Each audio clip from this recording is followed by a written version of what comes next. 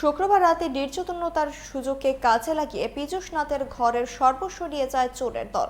ঘটনা চুরাইবাড়ি থানাধীন লক্ষ্মীনগর পঞ্চায়েতের ৪ নম্বর ওয়ার্ডের খেরিংচুরি এলাকায়। অভিযোগ, চোরের দল দরজা ভেঙে ঘরে প্রবেশ করে, নগদ ৩০,০০০ টাকা সহ স্বর্ণালংকার নিয়ে পালিয়ে যায় চোরেরা। চোরের বিষয়টি পুলিশকে জানানো হয়, কিন্তু এখনো চোরের হদিশ নেই। প্রত্যেক দিনের ন্যায় আমি গতকালকে খাওয়া দাওয়া করে আমরা প্রায় 10:30-11টার দিকে শুয়ে পড়েছি। তারপরে রাত্রে 2:30 থেকে 2:45টার সময় বাইরে যাওয়ার জন্য উঠেছি।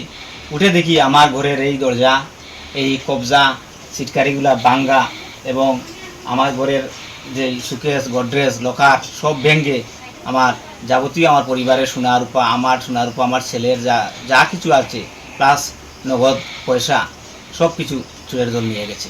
না গয়না যেমন আমার বউয়ের হাতের সোনার চুড়ি, এরপরে মঙ্গলসূত্র, আমার সোনার আংটি, আমার ছেলের আংটি, এই সমস্ত মিলে রূপার চেন, ছেলের 5টা রূপার চেন, ব্রেসলেট, তারপরে আরও অন্যান্য সোনার রূপার জিনিস মিলে প্রায় আমি হিসাব করেছি 1.5 লক্ষ টাকার উপরে। নগদ কত ছিল?